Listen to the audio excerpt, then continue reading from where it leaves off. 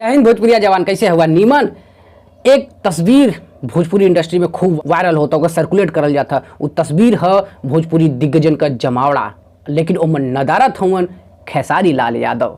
जी हाँ, सही सुनला, खेसारी लाल यादव वो तस्वीर में नदारत हुआ। अब भाई कोनो बड़ी बात तो ना हुई, लेकिन बड़ी बात है पर्दे के पीछे जो है, नेपथ्य में जो है ओकर बात करे थे।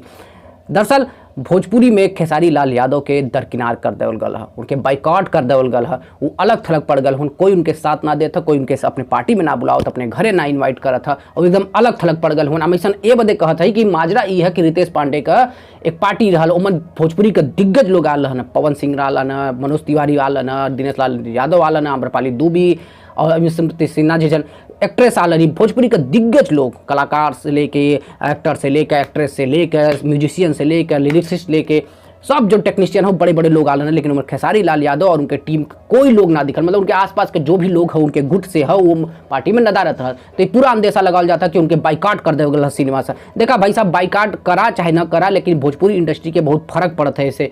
अगर ऐसा ही विरोध कैले रहा, ऐसा ही गुटबाजी करवा, ऐसा ही खेमेबाजी करवा, तो भोजपुरी इंडस्ट्री का नुकसान हुई, भोजपुरी माटी का नुकसान हुई, हमारा और त्योहार नुकसान हुई। ऐसे बचे चाहिए भोजपुरी सिनेमा के लोगन के, और बढ़िया काम करे के चाहिए ताकि भोजपुरी सिनेमा और आगे बढ़ सके। तब देखे के बाद कि खेसारी लाल यादव अकेले पड़ गल हो, तो अकेले में का कर सकत हो ना। वैसे भी उनका गाना बहुत पॉपुलर होता है, मिलियन में उनके लाइक मिलत है, व्यूज़ मिलत है।